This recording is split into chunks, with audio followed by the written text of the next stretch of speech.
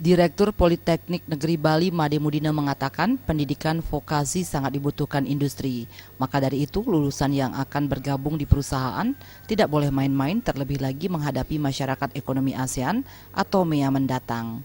Untuk itu dalam menempuh pendidikan di perguruan tinggi bidang vokasi, mahasiswa harus memegang masing-masing satu sarana sehingga kompetensi yang diharapkan akan dikuasai mahasiswa dengan baik.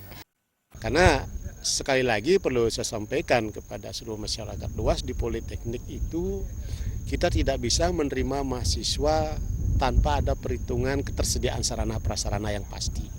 Karena pendidikan Politeknik itu diwajibkan satu mahasiswa satu alat gitu. Kalau kami tidak punya alat, tidak ada tambahan alat, kami tidak bisa menerima tambahan mahasiswa gitu. Pendidikan vokasi saat ini paling berpeluang untuk memperoleh pekerjaan karena selain dibutuhkan industri juga mampu menjadikan wirausahawan. Jaya dan Alit Setiawan, Bali TV.